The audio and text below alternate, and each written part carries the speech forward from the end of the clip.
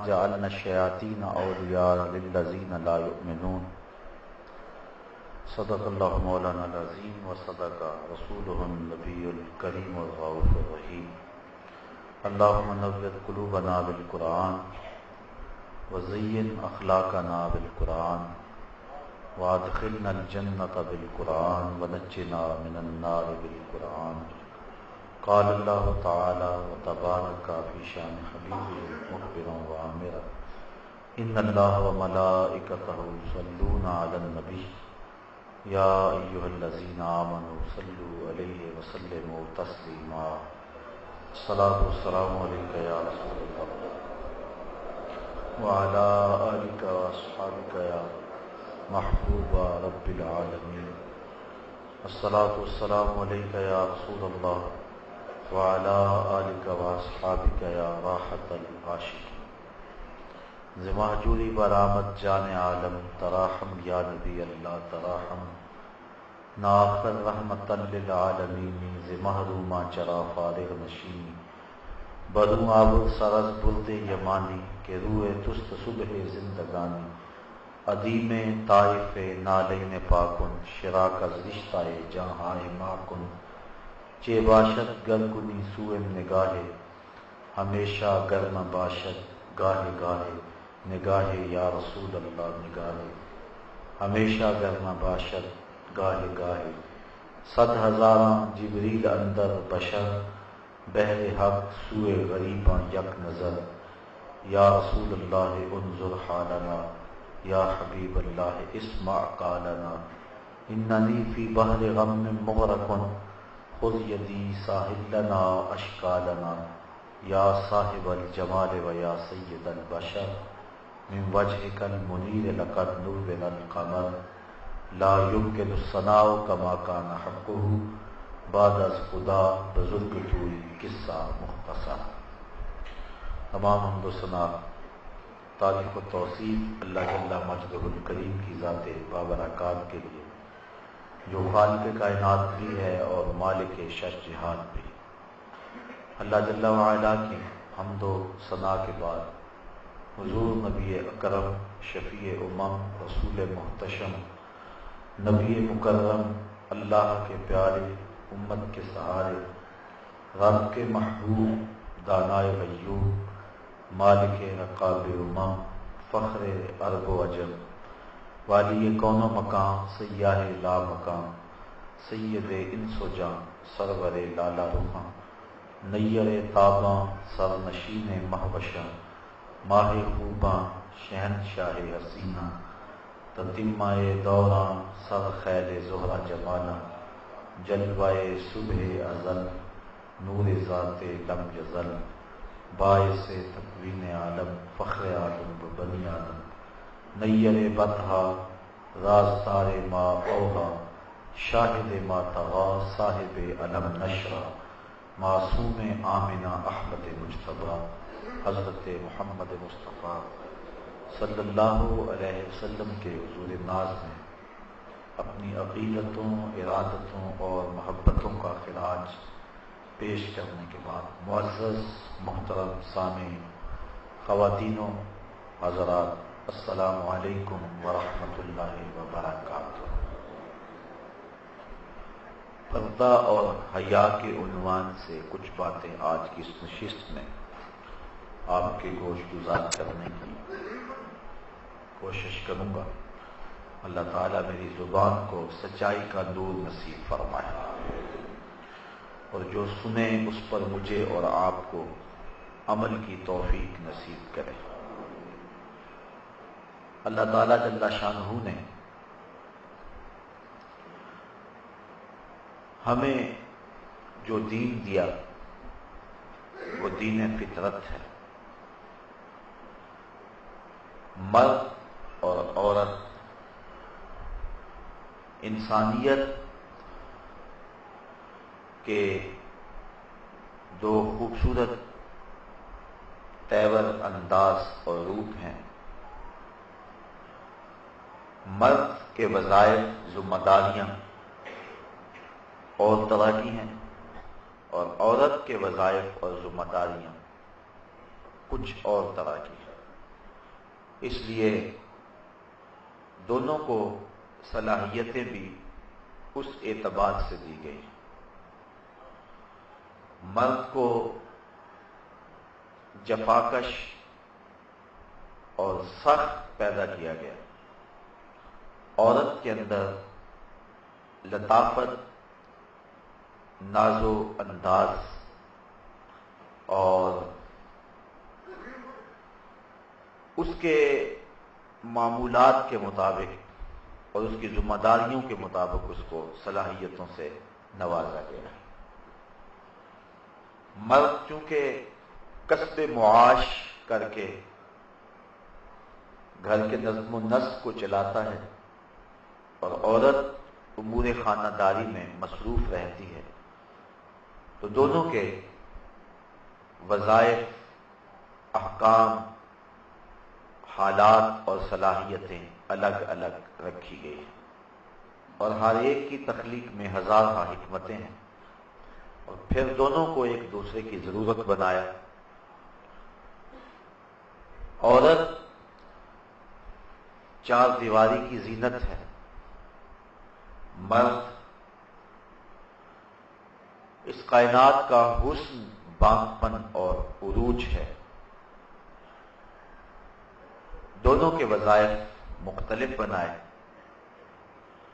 عورت کو شریعت نے پردے میں رہنے کی جو تاکید کی ہے، اس میں عورت پر جبر اور ظلم نہیں، بلکہ یہ پردہ اس کی آبرو کا محافظ ہے، اس کے حیا کا تیور ہے اور اس کی غیرت کا نشان ہے.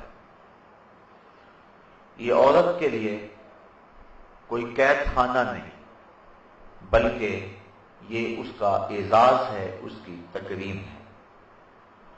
لائبریری کے اندر ہزارہ کتابیں موجود ہوتی ہیں، لیکن کسی کتاب کے اوپر غلاف نہیں چڑھایا جاتا.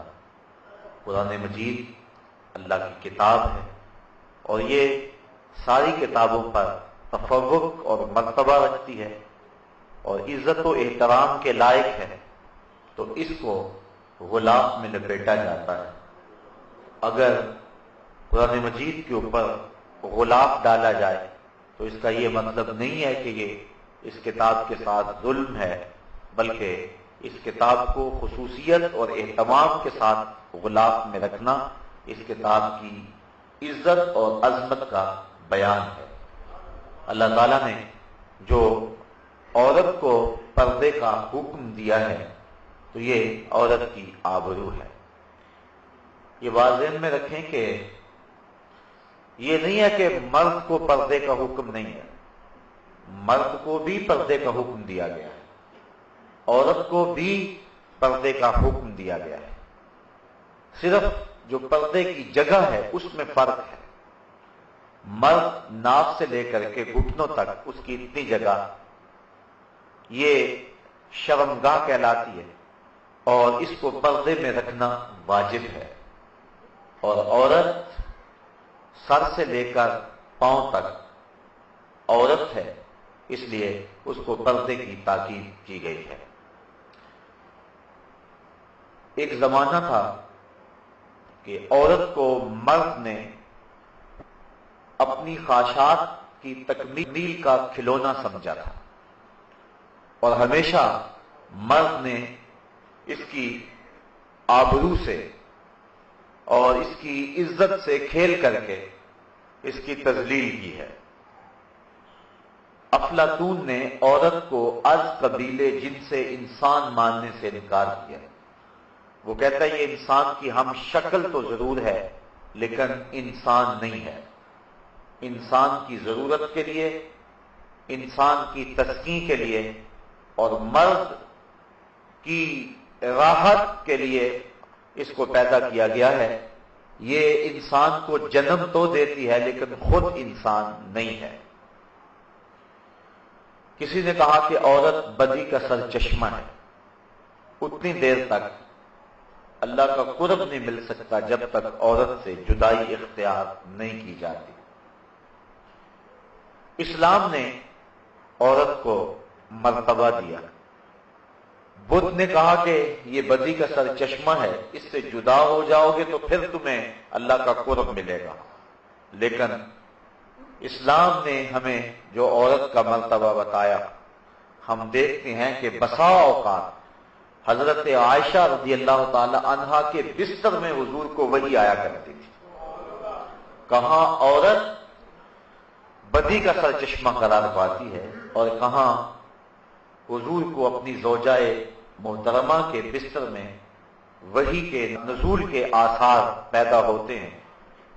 بلکہ حضور نے فرمایا حبب الیہ من دنیاکم ثلاث، مجھے تمہاری دنیا سے 3 چیزیں ہی پسند ہیں، الطیب والنساء وجعلت قرۃ عینی فی الصلاۃ، ایک خوشبو، دوسری منکوحہ عورت اور تیسرا میری آنکھوں کی ٹھنڈک نماز میں رکھی گئی ہے۔ تو عورت کو اسلام نے ہی مرتبہ دیا۔ تو پہلے لوگوں نے عورت کو ایک کھلونا سمجھا اور اس کے ساتھ جو سلوک کیا وہ تاریخ سے چھپا ہوا نہیں، لیکن جب عورت کی آنکھیں کھلی، اسلام نے اس کو عزت دی، ماں، بہن، بیٹی اور بیوی کے روپ کے اندر اس کو وقار کی مسند پہ بٹھایا گیا۔ تو وہی پرانے شکاری ایک نیا جال لے آئے۔ پہلے تو انہوں نے عورت کو کھلونا سمجھا اور اس کو اس صورت کے اندر دیکھا، لیکن جب دیکھا کہ اس کی آنکھیں کھل گئی ہیں اور اسلام نے اس کو مرتبہ دے دیا ہے، تو پھر انہوں نے جال نیا بچھایا اور کہا کہ تیری آزادی میں یہ رکاوٹ ہے اسلام، تجھے مخصوص حجاب کے اندر رکھ کر کے تیرا استحصال کرنا چاہتا ہے، اس لیے تو جس طرح چاہے، جس طرح تیرے من میں آئے تو اپنے حسن کی نمائش کرے، تجھے کوئی روک نہیں سکتا، یہ تیری آزادی پہ قدغن ہوگی۔ جن لوگوں نے پہلے عورت کو کھلونا سمجھا وہی شکاری نیا جال لے آئے اور اس طرح انہوں نے عورت کو گھر کی 4 دیواری سے نکال کر کے انہیں محفلوں کی زینت بنایا، جبکہ عورت کا حسن گھر کے اندر ہی رہنا ہے، چونکہ اس کی خلقت اسی لیے کی گئی ہے۔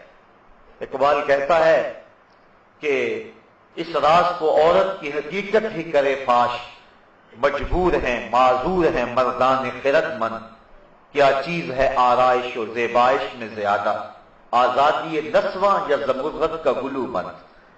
یہ عورت کی فطرت ہی بتا سکتی ہے کہ اس کے لیے حسن کہاں ہے۔ وہ گھر کی زینت بن کے رہنا پسند کرتی ہے کہ یہ چراغ محفل، وہ مردوں کے شانہ بشانہ سڑکوں پہ پتھر کوٹتی پھرے اور وہ ہوٹلوں کے اندر مردوں کی ہوسناک نگاہوں کا شکار ہوتی رہے، یہ اس کا حسن ہے؟ یا گھر کو سنبھال لے اور اپنے بچوں کی تربیت کرے اور انہیں معاشرے کا بہتر اور کارآمد حصہ بنائے؟ عورت کے لیے ان 2 وظائف میں سے کون سا وظیفہ ہے؟ ایک عورت کی فطرت ہی اس بات کو بتا سکتی ہے۔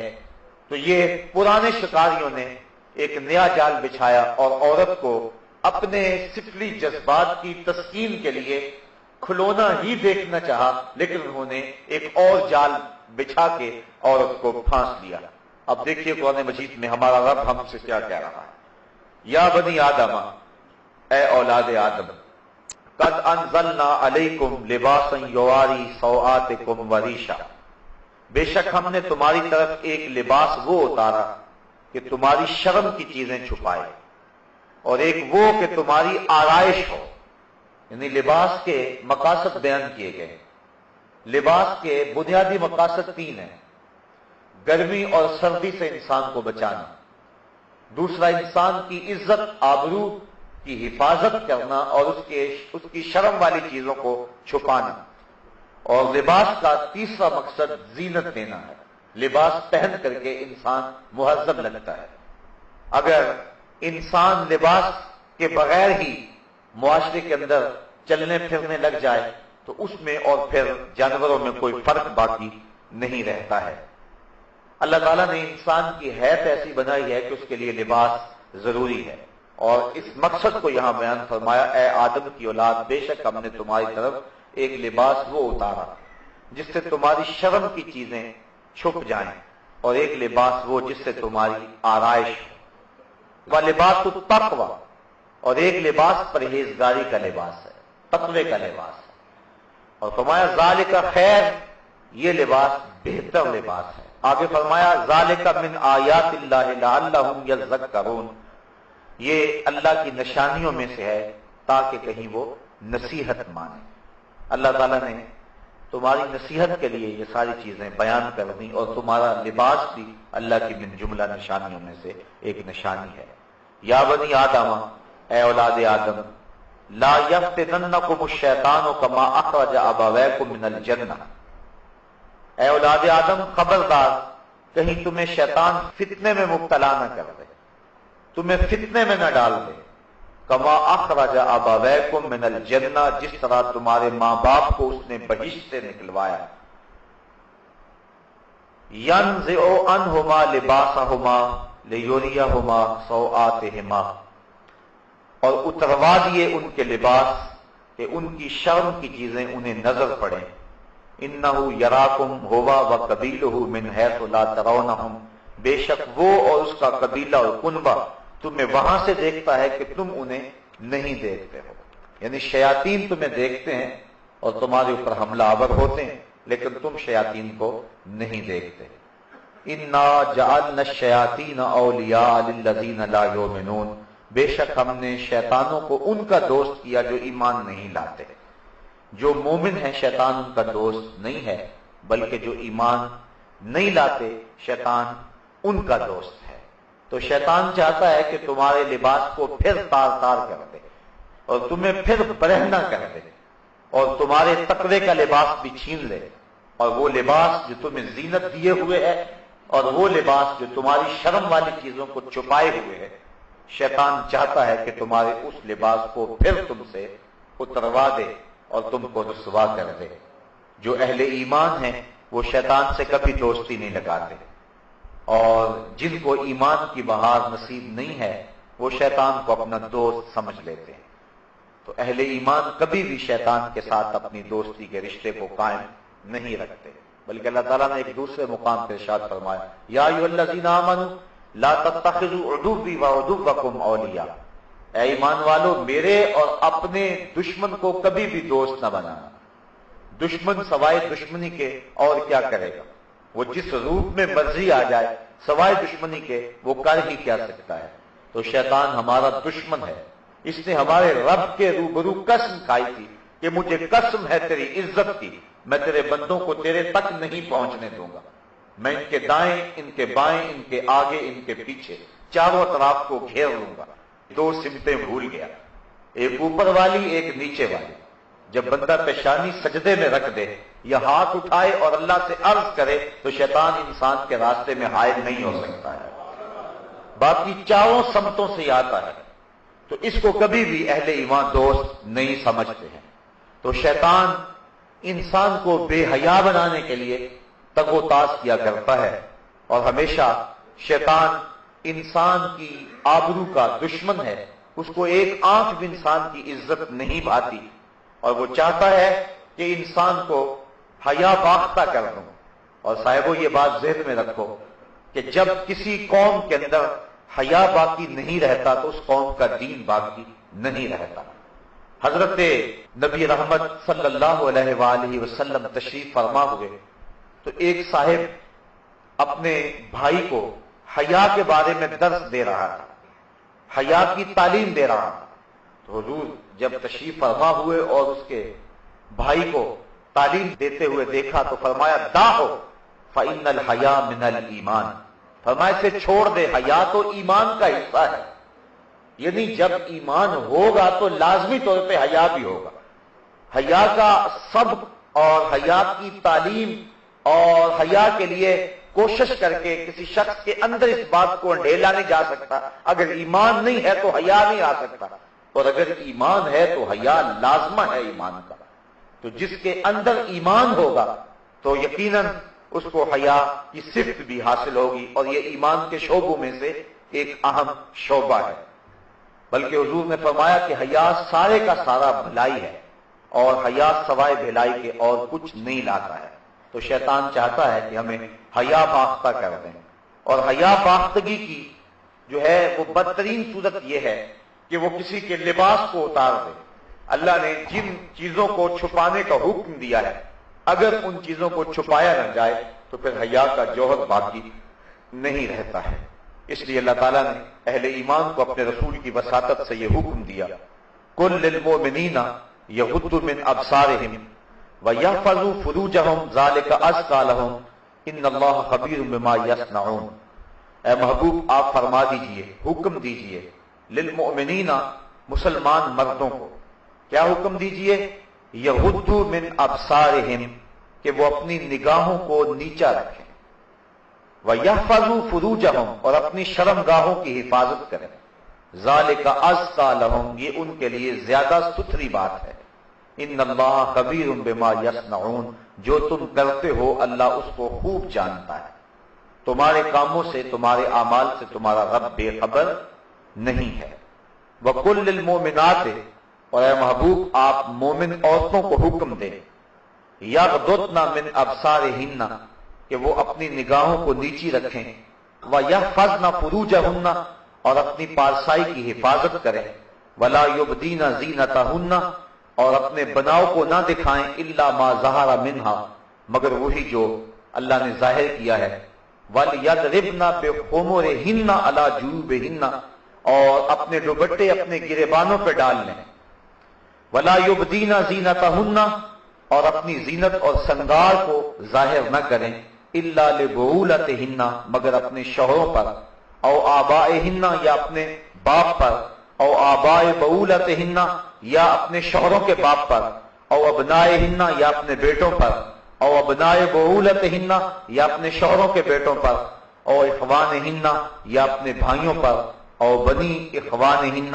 یا اپنے بھتیجوں پر، او بنی اخواتہن یا اپنے بھانجوں پر، او نسائہن یا اپنے دین کی عورتوں پر، او ما ملکت ایمانہن یا جو ان کی ملک میں کنیزیں اور لونڈیاں ہیں، او التابعین غیر اول الاربۃ من الرجال او الطفل اور یا وہ نوکر، شرط یہ ہے کہ وہ شہادت والے مرد نہ ہوں، یا وہ بچے الذین لم یظہروا علی عورات النساء جنہیں عورتوں کی شرم کی چیزوں کی خبر نہیں ہے، اتنے چھوٹے ہیں، ولا یضربن بارجلہن اور اپنے پاؤں زمین پر اتنے زور سے نہ رکھیں، لیعلم ما یخفین من زینتہن کہ ان کا جو سنگار ہے وہ لوگوں پر ظاہر ہو، وتوبوا الی اللہ اور اللہ کی طرف رجوع کریں، جمیعا سب کے سب، ایھا المؤمنون اے اہل ایمان، لعلکم تفلحون تاکہ تم فلاح پا جاؤ. تو حضور کی وساطت سے اللہ تعالیٰ نے ہمیں یہ حکم دیا، مردوں کو حکم دیا کہ وہ اپنے پردے کی اور اپنی آبرو کی حفاظت کریں. حضرت سعید بن ابو الحسن حضرت حسن بصری سے روایت کرتے ہیں کہ میں نے حضرت حسن بصری سے پوچھا کہ جو اجمی عورتیں ہیں وہ اپنے سینے اور بالوں کو کھولے رکھتی ہیں تو ہم کیا کریں؟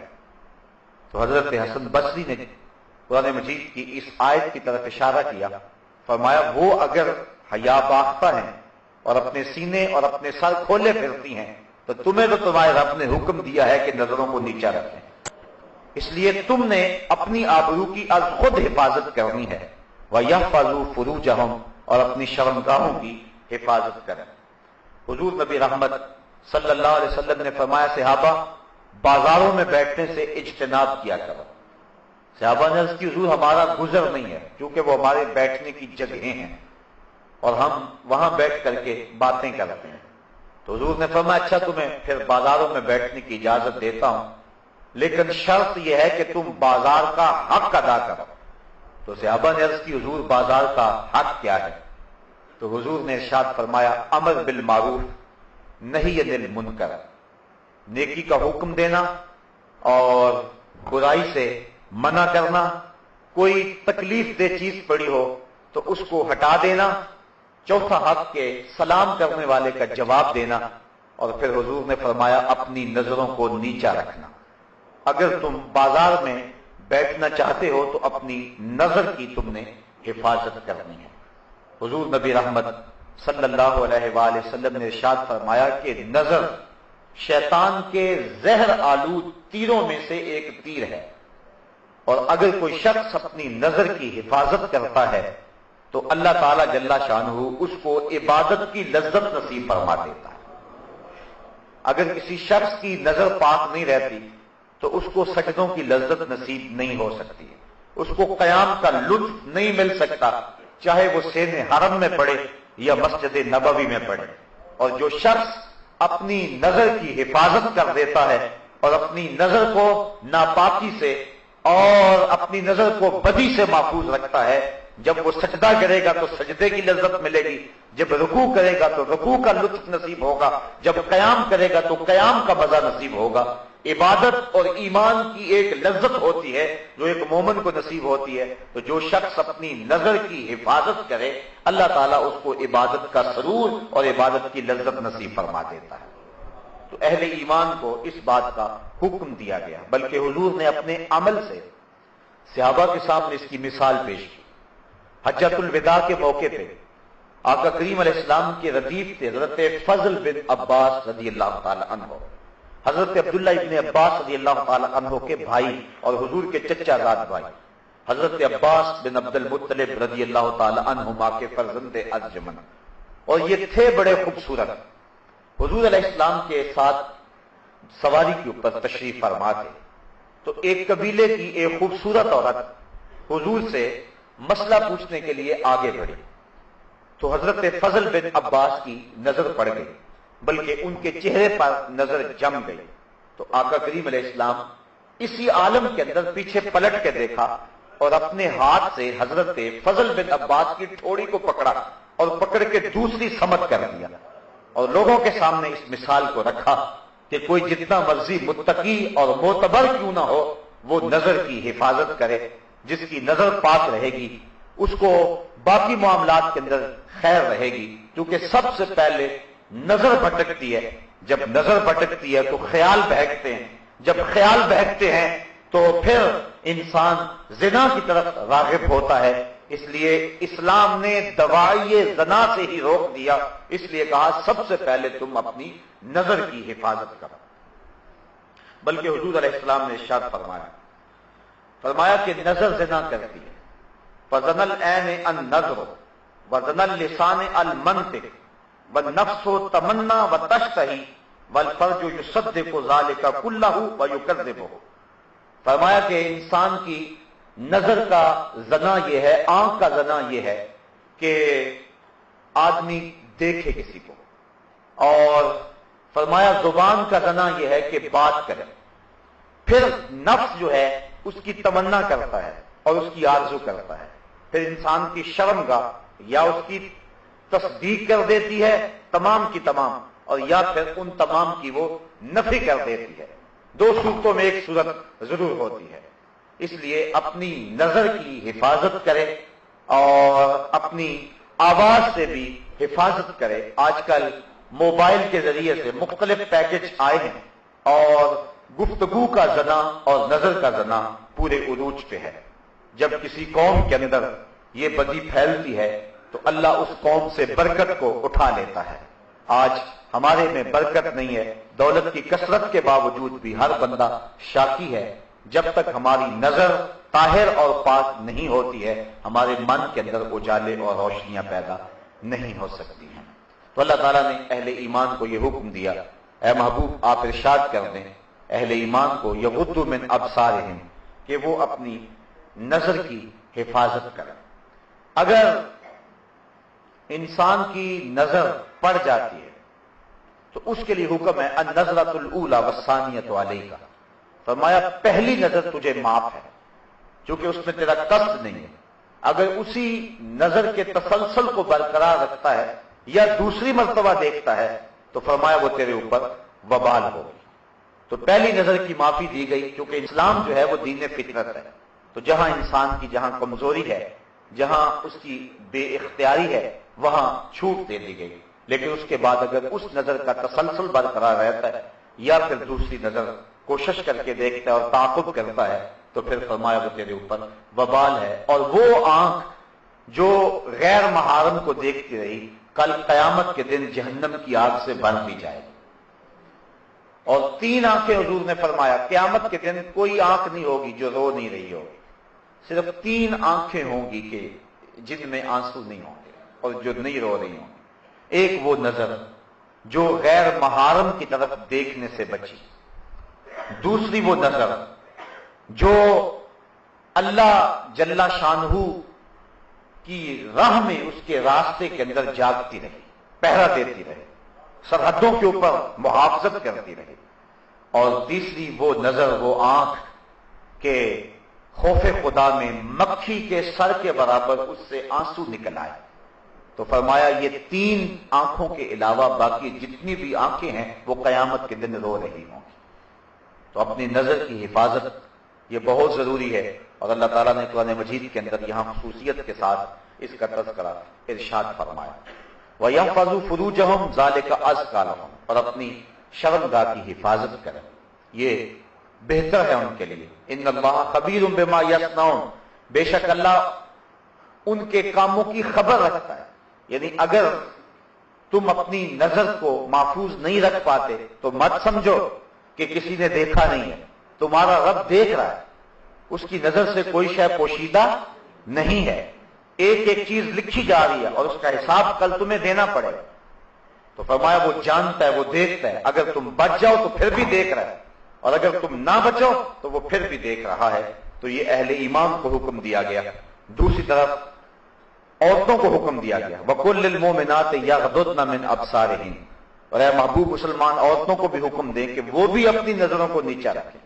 اگر مرد کو روکا گیا ہے کہ وہ غیر محرم عورت کی طرف نہ دیکھے تو عورت کو بھی روکا گیا ہے کہ وہ غیر محرم مرد کو نہ دیکھے۔ حضرت ام سلمہ رضی اللہ تعالی عنہ حضور کی زوجہ محترمہ ہیں، حضرت میمونہ رضی اللہ تعالی عنہ کے گھر گئیں اور وہ بھی حضور کی زوجہ ہیں۔ تو حضرت عبداللہ ابن مکتوم آئے تو یہ ان کو دیکھنے لگے، تو حضور علیہ السلام نے فرمایا کہ پردہ کرو۔ حیرت سے عرض کی حضور یہ تو نابینے ہیں، تو حضور علیہ السلام نے فرمایا یہ نابینے ہیں، تم نابینا تو نہیں ہو۔ یعنی عورت کو بھی منع کر دیا کہ تو مرد کو نہ دیکھے، بلکہ حضور نبی رحمت صلی اللہ علیہ وآلہ وسلم کی پیاری صاحبزادی سیدہ فاطمہ الزہرا رضی اللہ تعالی عنہا سے پوچھا گیا کہ عورت کے لیے بہترین پردہ کیا ہے؟ تو سیدہ فرمانے لگی کہ عورت کا بہترین پردہ یہ ہے کہ نہ وہ مرد کو دیکھے اور نہ کوئی مرد اس کو دیکھے۔ بلکہ حضرت فاطمہ رضی اللہ تعالی عنہا اس وجہ سے پریشان رہا کرتی تھی کہ اب تو میں اپنے پردے کی حفاظت کرتی ہوں، جب موت طاری ہو گئی تو پھر اس کے بعد چارپائی کے اوپر اٹھا کر کے قبرستان میں لے جاتے ہیں اور عورت کے جسم کی ڈیل ڈھول جو ہے اس کو مرد دیکھتے ہیں، تو میرے لیے یہ بھی پریشانی کا باعث ہوگا۔ تو وہ اس معاملے میں سخت متفکر رہا کرتی تھی۔ حضرت اسماء بنت امیس رضی اللہ تعالی عنہا سے انہوں نے ایک دن یوں بات کی تو وہ فرمانے لگی کہ میں نے حبشے کے اندر لوگوں کو دیکھا ہے کہ وہ عورتوں کے لیے ایک خاص ڈولی ہے، اور آپ نے کہا کہ میں آپ کو بنا کے دکھا دیتی ہوں۔ انہوں نے کھجور کی 4 شاخیں منگوائیں اور پھر چارپائی کے 4 پایوں کے ساتھ باندھ دی اور ان کو آپس میں جوڑ دیا اور اس کے اوپر پردہ ڈال دیا اور کہا کہ میں نے یوں حبشہ کے اندر دیکھا ہے۔ تو حضرت فاطمہ الزہرا اتنا خوش ہوئی اس بات پر کہ یہ ایک اچھا طریقہ مل گیا ہے، اور اس طرح عورت مرنے کے بعد بھی اپنے پردے کی اور اپنی آبرو کی اس طرح سے حفاظت کر سکتی ہے۔ تو یعنی اس انداز کے ساتھ اور اس صورت کے اندر جو ہے وہ ہمیں سبق اور درس دیا گیا۔ اور سیدہ فاطمہ الزہرا تو وہ ہیں کہ سورج نے بھی کبھی ان کے بال نہیں دیکھے، بلکہ قیامت کا دن ہوگا اور جب سیدہ فاطمہ الزہرا رضی اللہ تعالی عنہا 70,000 حوروں کے جلوہ میں میدان حشر سے گزریں گی تو ایک دم آواز آئے گی، یا معشر الجمع غضوا ابصارکم، اے اہل معاشر اپنی نگاہوں کو نیچا کر لو، اس لیے کہ محمد صلی اللہ علیہ وآلہ وسلم کی بیٹی فاطمہ کا گزر ہو رہا ہے۔ تو اہل معاشر کو نظریں جھکانے کا کہا جائے گا، چونکہ انہوں نے زندگی میں اپنے پردے کی اپنی جان سے زیادہ حفاظت کی، اور اللہ تعالیٰ جل شانہ ان کو قیامت کے دن بھی اس انداز کے ساتھ اعزاز و تکریم عطا فرمائے گا۔ حج کے موقع پر ایک آزمائش ہے، احرام کی شرط ہے کہ عورت اپنے چہرے کو نہ چھپائے، یعنی اپنے چہرے کو ننگا رکھے۔ کیوں؟ اس لیے کہ امتحان گاہ میں مرد اور عورت کھڑے ہوتے ہیں، اللہ کا گھر سامنے، اللہ دیکھنا چاہتا ہے میرا بندہ میرے سے ڈر کر کے اپنی نظر کی حفاظت کرتا ہے کہ نہیں کرتا ہے۔ ایک طرف عورت کو کہا کہ چہرہ نہیں چھپانا، اور دوسری طرف مرد کی آزمائش ہے کہ تو نظر کی حفاظت کرنا ہے۔ وہ ایک مشق کروائی جا رہی ہے کہ حج کے بعد اس کو کف بصر کی عادت پڑ جائے، اور وہ اللہ تعالیٰ کے بابرکت گھر کے سامنے جو مزاج پختہ کر کے آیا ہے بعد میں بھی اس مزاج پر عامل رہے۔ لیکن حضرت عائشہ رضی اللہ تعالیٰ عنہ فرماتی ہیں کہ احرام کی شرط تھی چہرہ ننگا رکھنا، لیکن جب مرد ہمارے سامنے آتے تھے تو ہم کسی پنکھے کے ساتھ، وہ جو دستی پنکھا ہوتا ہے، اور کسی ایسی چیز کے ساتھ یا کپڑے کے ساتھ، یعنی چہرے کو تو لگا نہیں سکتے، اس سے تو جو ہے وہ پھر دم پڑ جائے گا اگر چہرہ چھپ گیا، تو دور کر کے مردوں کے سامنے کر دیتے تھے کہ اس حالت میں بھی وہ ہمارا چہرہ نہ دیکھ سکے۔ حضرت سیدہ فاطمہ الزہرا رضی اللہ تعالی عنہا کا پردہ، حضرت عائشہ رضی اللہ تعالی عنہا کا پردہ، بلکہ مشکات کتاب الجنائز کی آخری روایت ہے۔ حضرت عائشہ رضی اللہ تعالی عنہ فرماتی کہ حضور کے وصال کے بعد، حضرت سیدنا صدیق اکبر کے وصال کے بعد بھی میں جب ان کی قبور پر زیارت کے لیے جاتی تو میں معمولی اوڑھنی اوڑھ کے چلی جاتی، اس خیال سے کہ ایک میرا شوہر ہے اور دوسرا میرا والد ہے، تو میں معمولی اوڑھنی اوڑھ کر کے وہاں چلی جایا کرتی، حضور کی تربت انور کی زیارت کیا کرتی۔ تو میں پھر کچھ عرصہ گزرا کہ حضرت عمر فاروق رضی اللہ تعالی عنہ کی بھی تدفین ہو گئی۔ اب ام المومنین کیا فرماتی ہیں فواللہ ما دخلتہ الا وانا مشدودۃ علی ثیابی حیاء من عمر، کہ اس کے بعد جب بھی میں جاتی تو موٹا کپڑا لے کر جاتی، مجھے حضرت عمر سے حیا آیا کرتی تھی۔ ایک تو یہاں حضرت ام المومنین کا عقیدہ سمجھیے، اور دوسرا حیا کی کیفیت یہ ہے کہ حضرت عمر فاروق رضی اللہ تعالی عنہ سے، جو کہ قبر میں ہے اور مٹی کے کتنے پردے ہیں اوپر، لیکن فرما اس کے باوجود میں اوڑھنی اوڑھ کے جایا کرتی تھی کہ مجھے حضرت عمر فاروق سے حیا آیا کرتی تھی۔ اللہ کے محبوب علیہ السلام نے ارشاد فرمایا کہ نساء کاسیات عاریات مائلات ممیلات رؤوسہن مثل اسنمۃ البخت لا يدخلن الجنۃ ولا یجدن ریحہا، فرمایا بہت ساری عورتیں کہ جنہوں نے کپڑے تو پہنے ہوئے ہیں لیکن ان کا لباس اس طرح کا ہے کہ ان کے ابھار اور ان کی پردے والی چیزیں ظاہر ہوتی ہیں، وہ لوگوں کو اپنی طرف مائل کرنے والی ہیں اور لوگوں کی طرف مائل ہونے والی ہیں، اور ان کے سر ایسے ہیں جس طرح بختی اونٹوں کی کوہانے ہوں۔ حضور نے فرمایا کہ وہ عورتیں کبھی بھی جنت میں داخل نہیں ہوں گی، بلکہ وہ جنت کی خوشبو بھی نہیں پائیں گی۔ اور احادیث میں آتا ہے کہ جنت کی خوشبو 500 سال کی مسافت سے آنا شروع ہو جائے گی۔ ابھی بندہ 500 سال دور مسافت پہ ہوگا کہ جنت کی مہک آنا شروع ہو جائے گی، لیکن جو عورتیں لباس پہننے کے باوجود بھی برہنہ رہتی ہیں اور جو لوگوں کو مائل کرتی ہیں اور ان کی طرف مائل ہوتی ہیں، اقبال نے کہا تھا نوجوانہ چو زنا مشغول تن از حیا بیگانہ پیرانے کہن، کہ میری قوم کی حالت یہ، آج سے 60-70 سال قبل اقبال نے کہا میری قوم کی حالت یہ ہے کہ جو جوان ہیں وہ اپنے تن میں مشغول ہو گئے، ہر وقت کنگھی پٹی میں لگے رہتے ہیں، ہر وقت وہ اپنے جسم کو سنوارنے میں لگے رہتے ہیں، جبکہ یہ وظیفہ عورتوں کا ہے، یہ مردوں کا نہیں ہے۔ لیکن بیوٹی پارلر پہ اب تو مرد بھی سج کے آتا ہے عورت کے ساتھ ساتھ۔ تو نوجوانہ چو زنا مشغول تن، تو اقبال کہتا ہے کہ جو مرد ہیں جوان ہیں وہ بھی عورتوں کی طرح اپنے تن میں مشغول ہیں، از حیا بیگانہ پیرانے کہن، اور جو بوڑھے ہیں وہ بھی حیا سے بیگانہ ہو گئے۔ ایک روایت کے لفظ ہیں، حضور نے ارشاد فرمایا کہ تم میں سے بہتر جوان وہ ہیں جو بوڑھوں کی پیروی کریں، اور بدترین بوڑھے وہ ہیں جو جوانوں کی پیروی کریں۔ جوانوں کو بوڑھوں کے نقوش قدم پہ چلنا چاہیے، لیکن بوڑھوں کو جوانوں کے نقوش قدم پہ نہیں چلنا چاہیے، بلکہ ان کو اپنے بڑھاپے کا حیا ہونا چاہیے۔ اگر بوڑھا بھی ہو گیا اور نظر کے اندر حیا پیدا نہ ہوا، قبر میں ٹانگیں چلی گئی لیکن نظر پھر بھی بدکاری کرتی ہے، تو اس سے جو ہے وہ بدبختی اور زیادہ کیا ہو سکتی ہے۔ میاں صاحب نے شاید ایسے لوگوں کے بارے میں کہا تھا، ہڈیاں کمبن گوڈے کھڑکن تے اڑ گیا لک تیرا، اجے بھی بدیوں باز نہ آئوں جیو مرد دلیرا۔ تو اقبال کہتا ہے نوجواناں چو زنا مشغول تن از حیا بیگانہ پیرانے کہن دخترانے او بچشم خود اسیر شوخ چشموں شوخ بینوں خردہ گیر ساختہ پرداختہ دل باختہ ابرواں مثلے دو تیغے آختہ. یہ وہی اسی حدیث کے ترجمے ہیں. مائلاتن ممیلاتن، خود کسی کی طرف لڑک جانے والی اور معمولی سی بات سے کسی طرف مائل ہو جانے والی، اور جو ہے وہ کسی کو اپنی جانب اپنی اداؤں سے اپنے ناز و نخرے سے اور اپنے عشموں سے لوگوں کو اپنی طرف مائل کرنے والی ہیں.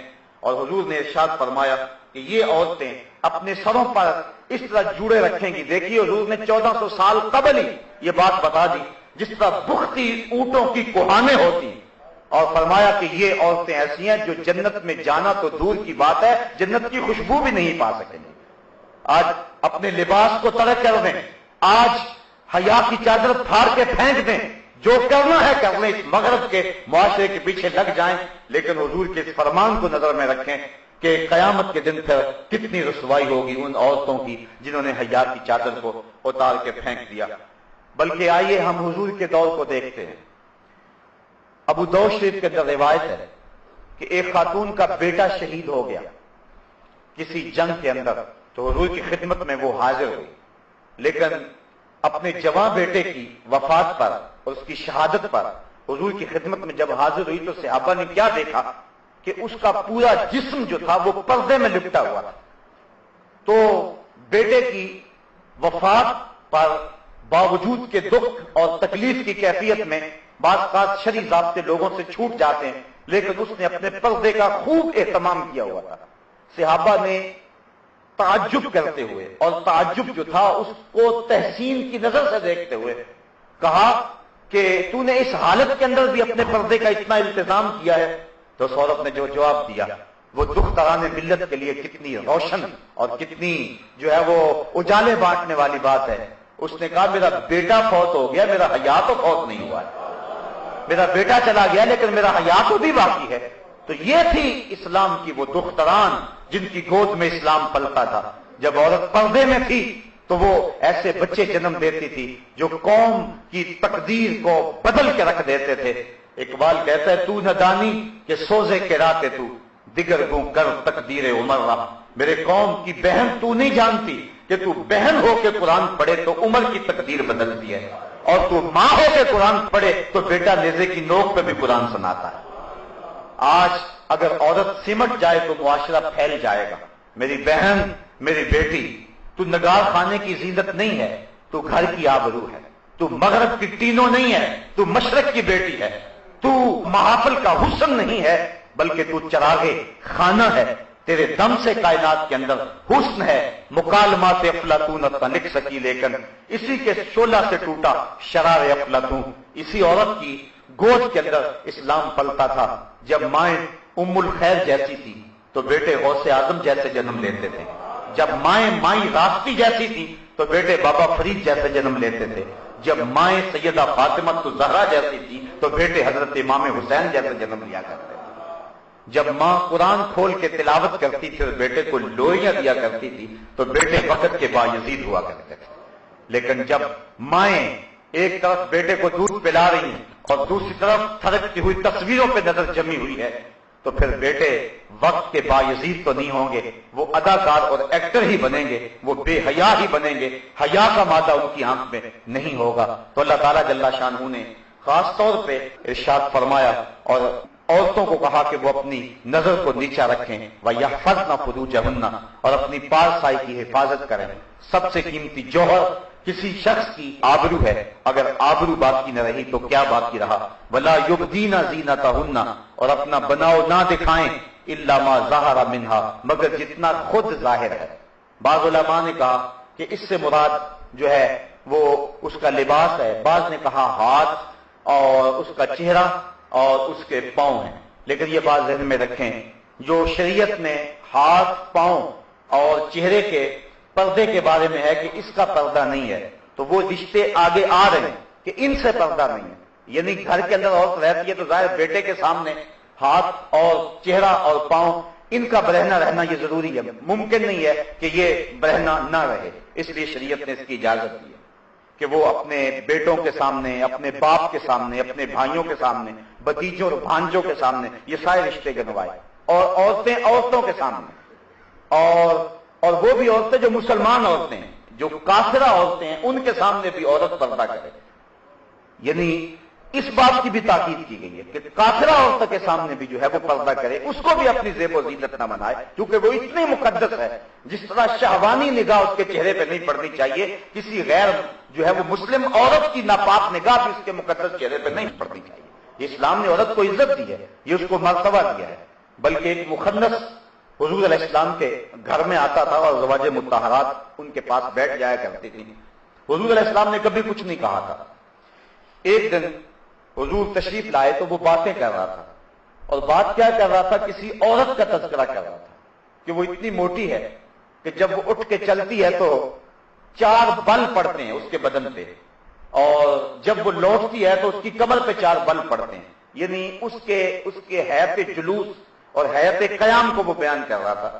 تو آقا کریم علیہ السلام نے ازواج مطہرات سے فرمایا کہ اس سے بھی تم پردہ کیا رکھ کرو، اگرچہ یہ مخنث ہے لیکن چونکہ یہ عورتوں کے ان محاسن پہ نظر رکھتا ہے، وہ شخص کے جس کی نظر خراب ہو یا جس کے خیال کے اندر وسوسہ پیدا ہو سکتا ہے، اور یا جس کے خیال کے اندر پلیتی آ سکتی ہے، اگرچہ اس کے اندر مرد والی خاصیت نہ بھی ہو تو قوم کی بیٹیوں کو اس سے بھی پردہ کرنے کی ضرورت ہے. اس لیے کافرہ عورتیں جو ہیں ان سے بھی پردہ کرنے کی تلقین کی گئی ہے.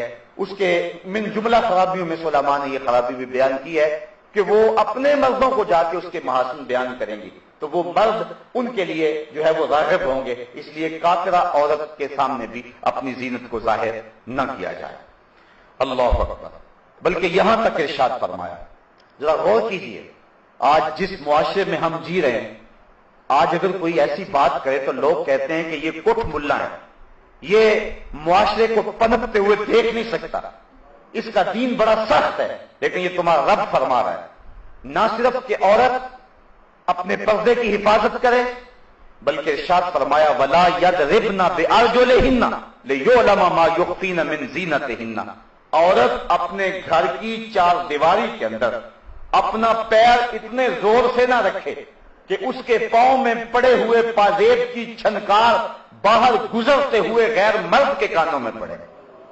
یعنی اسلام یہاں تک عورت کو پردے کی تلقین کرتا ہے. نہ صرف عورت پردہ ہے، نہ صرف اس کے چہرے اور اس کے ہاتھوں کا پردہ ہے، نہ صرف کہ اس کی آواز پردہ ہے، بلکہ عورت کے ساتھ نسبت ہو گئی جس زیور کی. اسلام کہتا ہے کہ اس زیور کی چھنکار بھی غیر مرد کے کانوں تک نہ پہنچے، چونکہ یہ زیور ایک عورت نے پہنا ہوا ہے، اور عورت اتنی مقدس ہے کہ اس کے پاؤں سے جڑنے والے زیور کی چھنکار کا بھی پردہ بن گیا. بلکہ دیکھیے یہاں 22ویں پارے کے ابتدا کے اندر اللہ تعالیٰ جل شانہ نے جو حکم دیا حضور کی ازواج مطہرات کو، ذرا اس پہ غور کیجئے. اللہ تعالیٰ کیا ارشاد فرما رہا ہے؟ ارشاد فرمایا یا نساء نبی لستن کاحد من النساء، اے نبی کی بیویوں تم عام عورتوں کی طرح نہیں ہو. میں کہتا ہوں بدقسمت ہیں وہ لوگ جو نبی کو اپنے جیسا کہتے ہیں، بدقسمت ہیں وہ لوگ. اللہ کہتا ہے نبی کی ازواج، نبی سے نسبت ازدواج رکھنے والی خواتین تم عام عورتوں جیسی نہیں ہو، چونکہ تمہاری نسبت رسول سے ہو گئی ہے. جس کی نسبت رسول سے ہو جائے وہ عام عورتوں کی سب سے اٹھ کر امتیاز کی سب پہ بیٹھ جاتی ہے، پھر نبی کا اپنا مرتبہ کیا ہوگا؟ تو لوگ دھوکہ کھا گئے. حضرت صاحبزادہ سید فیض الحسن شاہ علیہ رحمہ ایک بڑی خوبصورت بات کہا کرتے تھے. میں اس پہ لمبی گفتگو نہیں کرتا، لیکن یہ 2 جملے بہت کافی ہوں گے. آپ فرمایا کرتے تھے تو نے حلیمہ کی بکریوں کے پیچھے پیچھے تو دیکھا ہے، سدرہ پر جبریل کے آگے آگے کیوں نہیں دیکھا؟ اور اقبال کہتا ہے کہ تو نے یوسف کو کنویں میں دیکھا تو کیا دیکھا، ارے ناداں جو مطلق تھا مقید کر دیا تو ابھی تک کنویں میں دیکھ رہا ہے، وہ تو مصر کے تخت کا مالک بھی بنا ہوا ہے. تو اپنی نظر کو بدلنے کی ضرورت ہے. تو اللہ فرماتا ہے یا نساء نبی، اے نبی کی ازواج لستن کاحد من النساء، تم عام عورتوں کی طرح نہیں ہو. ان اتقیتن فلا تخضعن بالقول فیطمع الذی فی قلبہ مرض وقلن قولا معروفا. دیکھیے ایک ایسا سبق دیا جا رہا ہے کہ جب تمہیں بامر مجبوری کسی مرد سے بات کرنی پڑے، اور ازواج مطہرات سے لوگ مسائل پوچھنے آیا کرتے تھے، حضرت ام المومنین عائشہ صدیقہ رضی اللہ تعالی عنہا سے جو ہے حضور نے فرمایا اس حمیرہ سے دین لو. تو عورتوں کے جتنے بھی مسائل ہیں امت تک پہنچے ہیں وہ حضرت ام المومنین کے ذریعے پہنچے. تو ان کے پاس اب امر مجبوری آنا پڑتا تھا صحابہ کو، کوئی مسائل جو حل نہیں ہوتے تھے تو وہ ان کے پاس آتے تھے کہ تم نے حضور کا عمل کیا دیکھا. تو انہیں حکم ہوا کہ اے نبی کے ازواج تم عام عورتوں کی طرح نہیں ہو اور تم اللہ سے ڈرو، اور جب کسی مرد سے تمہیں بات کرنی پڑ جائے اللہ اکبر تو کیا ارشاد فرمایا کہ ایسی نرمی نہ کرو کہ دل کا روگی کچھ لالچ کر لے. یعنی اپنے لہجے کے اندر ایسی نرمی پیدا نہ کرنا کہ جس کے دل کے اندر کھوٹ ہے اور روگ ہے وہ تمہارے لہجے کے گداز اور لہجے کی نرمی سے کوئی اور معنی حاصل کر لے اور تمہاری طرف مائل ہو جائے. کہا نہیں، معروفہ، ہاں تم اچھی بات کرو، وقار کے ساتھ بات کرو، لیکن عورت کو حکم ہے کہ اگر اسے غیر مرد سے بات کرنے کی نوبت آ جائے، یہ لفظ بول رہا ہوں، نوبت آ جائے بامر مجبوری، تو اس کے لیے بھی شریعت نے آداب مقرر کر دیے کہ وہ غیر مرد سے مٹک کر کے اپنے لہجے کو سوار کر کے لفظوں کے غلاف اپنے مفہوم پہ چڑھا کے اور جو ہے وہ مختلف جملوں کو ترتیب دے کے اور ہنس کے مٹک کے بات نہ کرے، بلکہ اللہ نے نبی علیہ السلام کی ازواج کو، حالانکہ ازواج رسول ہے اور مومنوں کی مائیں ہیں، اور جو مسئلہ پوچھنے آ رہے ہیں اور جن سے گفتگو کرنے کی مجبوری ہے وہ صحابہ ہیں، وہ ابو بکر و عمر ہیں، وہ عثمان و علی ہیں، وہ بلال حبشی ہیں، لیکن اس کے باوجود فرمایا کہ تم پھر بھی اپنے لہجے اور اپنی گفتگو کے انداز پہ نظر رکھو کہ یہ پاک تینت لوگ تو آیا کرتے ہیں، کوئی ایسا بھی آ سکتا ہے کہ جس کے دل میں روگ ہو اور تمہارے لہجے کی نرمی سے وہ کوئی اور معنی اخذ کر لے. اس لیے تم اچھی بات کرو لیکن اپنے لہجے کے جو ہے وہ نرمی اور لہجے کی لچک پیدا نہ کرو تاکہ جو ہے وہ تمہارا روب ان کے اوپر برقرار رہے. تو یہ تو ام المومنین اور ازواج مطہرات کو جو مومنوں کی مائیں ہیں امہات المومنین، یہ ان کو حکم دیا ہے. اور آج موجودہ دور میں جس طرح عورت مرد کے ساتھ بات کرتی ہے اور اگر کوئی تھوڑی سی لہجے کے اندر سختی یا مختصر بات کر کے جو ہے وہ عورت مرد سے بات چھوڑ دے تو لوگ کہتے ہیں کہ تیری بیوی جو ہے وہ اکھڑ ہے، اس کو بولنے کی تمیز نہیں ہے، یہ تانے سن لو کوئی بات نہیں ہے. لیکن یہ تانے دنیا پہ ہے، اصل ہماری زندگی آخرت کی زندگی ہے. ہم نے اس کا حسن اور اس کا نور اور اس کی روشنی دیکھنی ہے. بلکہ اللہ تعالیٰ جل شانہ نے ارشاد فرمایا یا ایھا النبی کل ازواجک و بناتک و نساء المؤمنین یدنین علیہن من جلابیبہن ذالک ادنی ان یعرفن فلا یؤذین وکان اللہ غفورا رحیما. اے نبی اپنی ازواج کو، اپنی صاحبزادیوں کو اور مسلمان عورتوں کو حکم دے، ان کو ارشاد کریں کیا یدنین علیہن من جلابیبہن کہ وہ اپنی چادروں کا ایک حصہ اپنے منہ پہ ڈال رکھیں، یعنی پردے کا حکم دیا گیا. بعض لوگ کہتے ہیں کہ جو ہے وہ آنکھوں کا پردہ ہوتا ہے، یہ کہ نہیں، گمراہ کن اصطلاح ہے. پردہ تو جی آنکھوں میں ہونا چاہیے، اور بالخصوص آج کل جو جعلی اور 2 نمبر پیر ہیں وہ اس بات کا بڑا ڈھنڈورا پیٹتے ہیں کہ حیا آنکھ میں نہیں ہے تو پھر جو ہے وہ پردے میں حیا کیسے ہو سکتا ہے. جس چیز کو اللہ اس کے رسول نے ہمارے لیے بطور ضابطہ بیان کر دیا، کس شخص کو حق پہنچتا ہے کہ اس کو بدلے، چاہے جتنا مرضی پیر کیوں نہ ہو. پیر اور مریدنی کا بھی آپس میں پردہ ہے. حضور علیہ السلام کی جب صحابیات نے بیعت کی تو انہوں نے کہا کہ حضور آپ ہم سے مصافحہ فرمائیں. تو حضور نے فرمایا لا اصافح النساء، میں عورتوں سے مصافحہ نہیں کیا کرتا. آؤ میں اور آپ اپنے اہل خانہ کو، قوم کی بیٹیوں کو اور اپنی قوم کی خواتین کو پردے کی تاکید کریں. مرد اپنی نظر کی حفاظت کریں اور عورت پردے میں سمٹ جائے. یہ پردہ، یہ برقع، یہ چادر جس کو اللہ تعالیٰ نے جو ہے وہ جلباب کہا، یہ چادر اور یہ برقع یہ اس کے لیے کوئی قید خانہ نہیں. میری بہن، میری بیٹی، یہ برقع تیری آبرو کا پہرا ہے، یہ تیرے حیا کا تیور ہے. تیرے برقعے کی ایک ایک سلوٹ تیری آبرو کا پتہ دیتی ہے. اس لیے تیرا پردے میں جانا اور تیرا سمٹ جانا یہ قوم کے پھیلنے کی دلیل ہے. جب قوم کی بیٹیاں پردے میں تھیں تو معاشرہ روشنیاں پا گیا تھا اور زمانے کو بانک پن ملا تھا، اور جب عورتیں پردے سے نکلی اور فطرت بدلی تو پھر جو ہے سوائے تباہی کے ہمارے مقدر میں کچھ نہ ہوا۔ آج ہماری بدقسمتی یہ ہے کہ شریعت کے جو ضابطے ہیں ہم ان کے برعکس چل رہے ہیں۔ مرد کو حکم ہے کہ وہ اپنے ٹخنے ننگے رکھے، اور عورت کو حکم ہے کہ وہ اپنی شلوار وغیرہ لٹکا کے رکھے تاکہ اس کے پاؤں بھی جو ہے وہ ڈھک جائیں، لیکن عورت جو ہے وہ اپنی شلوار کو کھینچ کر کے جو ہے وہ بہت اوپر لے گئی ہے، اور جو مرد ہے وہ بالکل نیچے لٹکا رہا ہے۔ مجھے بتاؤ، اگر حسن گھٹنے چھپانے میں ہے تو پھر عورت ظاہر کیوں کر رہی ہے، اور اگر حسن گھٹنے ظاہر کرنے میں ہے تو پھر مرد کیوں چھپا رہا ہے؟ مجھے لگتا ہے جس طرح ہم نے کوئی ضد باندھی ہوئی ہے شریعت سے، مرد کو کہا کہ تو نے اپنے ٹخنے ظاہر کرنے ہیں تو وہ الٹا ان کو چھپا رہا ہے، اور عورت کو حکم ہے کہ تو نے اپنے ٹخنوں کو چھپانا ہے، وہ الٹا اس کو برہنہ کر رہی ہے۔ ہم شریعت بیضاء سے ٹکر نہ لے اور اللہ اس کے رسول کے حکموں سے مقابلہ نہ شروع کریں، بلکہ جو ہمیں حکم دیا گیا ہے اس حکم پر پورا اترنے کی کوشش کریں۔ تو آئیے میں اور آپ اپنے گھروں میں اپنے اہل خانہ کو پردے کی تلقین کریں اور ان کو حضور کے طریقہ کے مطابق زندگی گزارنے کا درس دیں۔ اللہ مجھے آپ کو اپنی رحمتیں عطا فرمائے۔ آفاق کے ہر ہر گوشے میں قرآن سنا کر دم لینا، اب رکنا نہیں، اب تھمنا نہیں، فردوس میں جا کر دم لینا۔ الحمدللہ رب العالمین والعاقبۃ للمتقین والصلاۃ والسلام علی سید الانبیاء والمرسلین۔ قال اللہ تعالی وتبارک فی القرآن المجید والفرقان الحمید۔ بسم اللہ الرحمن الرحیم۔ ما یلفظ من قول الا لدیہ رقیب عتید۔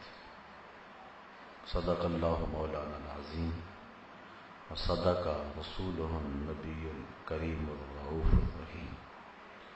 اللہم نور قلوبنا بالقرآن وزین اخلاقنا بالقرآن وادخلنا الجنة بالقرآن ونجنا من النار بالقرآن۔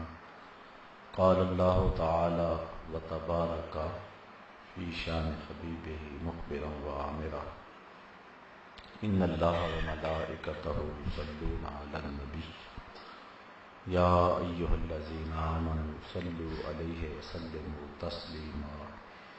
الصلاۃ والسلام علیک یا رسول اللہ وعلی آلک واصحابک یا محبوب رب العالمین۔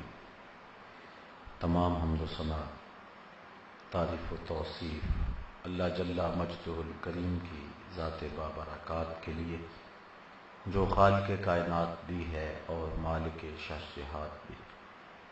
اللہ جل وعلا کی حمد و ثنا کے بعد حضور نبی اکرم، شفیع امم، رسول محتشم، نبی مکرم، اللہ کے پیارے، امت کے سہارے، رب کے محبوب، دانائے غیوب، مالک رقاب امم، فخر عرب و عجم، والی کون و مکان، سیاہ لا مکان، سید انس و جان، سرور لالا رخاں، نیر تاباں، سر نشین مہوشاں، ماہ خوباں، شہنشاہ حسینہ، تتمہ دوراں، سر خیل زہرہ جمالاں، جلوہ صبح ازل، نور ذات لم یزل، باعث تکوین عالم، فخر آدم و بنی آدم، نیر بطحا، رازدار ما اوہا، شاہد ما طغا، صاحب علم نشرہ، معصوم آمنہ احمد مجتبیٰ، حضرت محمد مصطفیٰ صلی اللہ علیہ وسلم کے حضور ناز میں اپنی عقیدتوں، ارادتوں اور محبتوں کا خراج پیش کرنے کے بعد، واجب الاحترام، ذوی الاحتشام، برادران اسلام، السلام علیکم ورحمۃ اللہ وبرکاتہ۔ آج زبان کی حفاظت کے عنوان سے کچھ باتیں آپ کے گوش گزار کرنے کی کوشش کروں گا۔ بارگاہ رب العزت میں دعا ہے کہ وہ ہماری حاضری کا ایک ایک لمحہ اپنی بارگاہ میں قبول فرمائے۔ اللہ تعالیٰ جل شانہ نے قرآن مجید فرقان حمید میں ارشاد فرمایا، ما یلفظ من قول الا لدیہ رقیب عتید، کوئی بات وہ زبان سے نہیں نکالتا کہ اس کے پاس ایک محافظ تیار بیٹھا ہے۔ جب بھی زبان سے ہم کوئی بات نکالتے ہیں تو ہمارے کندھوں پر جو فرشتے ہیں ان کو فوراً لکھ لیتے ہیں۔ اس کے تحت امام قرطبی نے لکھا ہے کہ مریض بیماری کے عالم میں جو ہائے وائے کرتا ہے فرشتے وہ بھی لکھ لیتے ہیں۔ انسان کی زبان سے جو بھی جملہ نکلتا ہے وہ خوشی کے عالم میں نکلے، وہ غم کی کیفیت میں نکلے، وہ اچھائی کا جملہ ہو یا برائی پہ مشتمل، فرشتے لکھ لیتے ہیں اور کل قیامت کے دن ایک ایک چیز سامنے رکھ دی جائے گی۔ اس لیے ضروری ہوا کہ ہم اپنی زبان کی حفاظت کریں کہ اس زبان سے کوئی ایسا جملہ نہ نکلنے پائے جس کی گرفت میں آ جائیں۔ حضور نبی رحمت صلی اللہ علیہ وآلہ وسلم نے ارشاد فرمایا، من کان یؤمن باللہ والیوم الآخر فلیقل خیرا او لیصمت، فرمایا تم میں سے جو اللہ اور پچھلے دن پر ایمان رکھتا ہے اسے یا تو کلمہ خیر کہنا چاہیے یا پھر خاموشی اختیار کرنی چاہیے۔ انسان زبان سے اچھی بات نکالے، اور اگر اچھی بات کرنے کی توفیق نہیں ہے تو پھر خاموشی بہترین دولت ہے اس کے لیے۔ اللہ تعالیٰ جل شانہ نے ہماری زبان سے نکلنے والے ایک ایک جملے کو محفوظ کرنے کا اہتمام کیا ہوا ہے اور وہ فرشتے لکھ رہے ہیں۔ اس لیے اولاد آدم کی بہت ساری برائیاں زبان کی وجہ سے ہیں۔ حضرت عبداللہ ابن مسعود رضی اللہ تعالی عنہ سے روایت مروی ہے کہ حضور نبی رحمت صلی اللہ علیہ وسلم نے ارشاد فرمایا، ان اکثر خطایا ابن آدم فی لسانہ، کہ اولاد آدم کی بہت ساری خطائیں اس کی زبان میں ہیں۔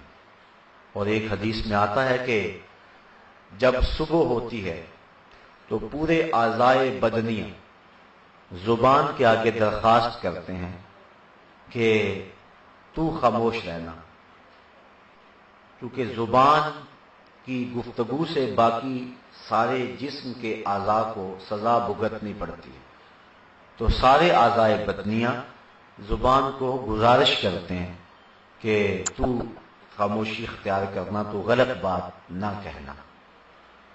علماء نے اس بات کو بیان فرمایا ہے کہ جہاں بولنا بہت ضروری ہو جائے وہاں بولنا چاہیے، ورنہ خاموشی بہترین دولت ہے۔ حضور نبی رحمت صلی اللہ علیہ وآلہ وسلم نے ارشاد فرمایا، من صامتا نجا، جو خاموش ہو گیا وہ نجات پا گیا۔ ایک زمانے میں ایک بادشاہ کا بیٹا تھا جو ایک عالم دین کی صحبت میں بیٹھنے لگا، تو انہوں نے یہ حدیث بیان کی تو اس نے خاموشی اختیار کر لی۔ بادشاہ کو بڑی تشویش لاحق ہو گئی، اس نے مختلف حکاماء کو بلوایا اور اس کے علاج معالجے کا کہا۔ کسی نے کوئی علاج تجویز کیا، کسی نے کچھ کہا، حتیٰ کہ کسی حکیم نے یہ مشاورت دی کہ صبح کے وقت اس کو شکار کے لیے بھیجا جائے تاکہ آب و ہوا کی تبدیلی اس کی صحت کا باعث ہوگی اور دماغ کے اندر پیدا شدہ خشکی شاید اس کے بولنے کے راستے میں رکاوٹ ہے وہ ختم ہوگی۔ ایک نوکر کو ساتھ دے کر کے بادشاہ اس کو روزانہ سیر کے لیے اور شکار کے لیے بھیجتا، اور روزانہ رپورٹ لیتا نوکر سے، غلام سے، اس نے کوئی بات تو نہیں کی، روزانہ نفی میں جواب ملتا۔ ایک دن ایک برگد کے گھنے درخت کے نیچے سے گزر رہے تھے اور غلام نے درخت کو خوب جھانک کر کے دیکھا، لیکن اس کی شاخوں میں اسے کوئی جانور نظر نہ آیا۔ آگے گزر گیا تو پیچھے سے فاختہ کے بولنے کی آواز آئی، تو غلام واپس پلٹا اور شاخوں میں بڑے غور سے اس کو ٹٹولا، وہ نظر آ گئی تو اس نے تاک کے تیر مارا تو وہ پھڑ پھڑاتی ہوئی زمین پہ آ گری۔ اس کی زبان سے بے ساختہ نکلا، صدقت یا رسول اللہ، حضور آپ نے سچ فرمایا۔ جب واپس غلام پہنچتا ہے تو اس کا آقا بادشاہ رپورٹ حسب معمول مانگتا ہے کہ اس نے کہا اس نے یہ بات آج کی ہے، یہ واقعہ ہوا ہے اور یہ بات کی۔ بادشاہ کہنے لگا پھر اس کا مطلب یہ ہے کہ یہ قصداً خاموش ہو گیا ہوا ہے۔ تو پہلے تو وہ ناز و نعام سے اس کے علاج معالجے کی صورت کر رہا تھا، اب اس نے جلادوں کو کہا اسے پکڑو اور الٹا لٹکاؤ، اسے مارو، اس کی طبیعت ٹھیک کرو۔ تو شہزادے کو پکڑ لیا گیا اور الٹا لٹکا کر جلادوں نے مارنا شروع کیا۔ تو یہ پھر بولا، کہنے لگا صدقت یا رسول اللہ، حضور آپ نے سچ کہا۔ فاختہ بولی تو وہ ماری گئی، میں بولا تو میں مارا گیا۔ تو خاموشی کے اندر فائدے ہیں۔ حضرت عیسیٰ علیہ السلام کا قول موجود ہے، علماء نے اس کو نقل کیا ہے۔ آپ فرماتے ہیں اگرچہ گفتگو ان کان الکلام من فضۃ فالسکوت من ذہب، اگر کلام چاندی ہے تو خاموشی سونا ہے۔ اور حضرت لقمان حکیم نے اپنے بیٹے کو جو وصیتیں کی تھیں، ان وصیتوں میں ایک وصیت یہ بھی تھی کہ بیٹا اگر تیرے پاس موتیوں جیسی گفتگو ہو تو پھر بھی خاموشی اختیار کرنا۔ تو زیادہ بولنے سے انسان کی زبان سے جھوٹ بھی نکل جاتے ہیں، اس لیے اپنی زبان کو یا تو کلمہ خیر کا خوگر بنائیں یا پھر خاموشی اختیار کریں، تاکہ زبان سے ایسا کوئی جملہ نہ نکلنے پائے جو کہ اللہ کی ناراضگی کا باعث ہو جائے۔ اور اولاد آدم کے زیادہ تر گناہ زبان کی وجہ سے ہی ہوتے ہیں۔ زبان کی آفتیں اور زبان کی بے احتیاطیاں انسان کو پھنسا دیتی ہیں۔ حضرت شیخ سعدی شیرازی فرماتے ہیں تا مرد سخن نہ گفتہ باشد، عیب و ہنرش نہ ہفتہ باشد، ہر بیشہ گماں مبر کے خالیس، شاید کے پلنگ خفتہ باشد۔ آپ فرماتے ہیں کہ آدمی جب تک بولتا نہیں اس کے عیب بھی چھپے رہتے ہیں اور اس کے ہنر بھی چھپے رہتے ہیں۔ اگر عیب چھپے رہیں گے تو لوگ آگاہ نہیں ہوں گے، اسے برا نہیں کہیں گے، اور اگر ہنر ظاہر ہوں گے تو حاسد پیدا ہوں گے۔ اس لیے خاموشی کے اندر بہت ساری حکمتیں ہیں۔ اور ایک روایت کے اندر میں نے پڑھا ہے کہ جو شخص خاموش رہتا ہے اللہ تعالیٰ اس کی ستر پوشی فرماتا ہے۔ اس لیے اپنی زبان کو یا تو کلمہ خیر کا ہی خوگر بنائیں اور نہیں تو زیادہ سے زیادہ خاموشی اختیار کریں۔ زبان کی وہ بے احتیاطیاں جس سے انسان کو بہت سارے نقصان پہنچتے ہیں، ان میں سے ایک بے احتیاطی یہ ہے کہ بے مقصد بات کرنا، جہاں ضرورت نہ ہو وہاں بات نہیں کرنی چاہیے، انتہائی اشد ضرورت ہو تو گفتگو کرے۔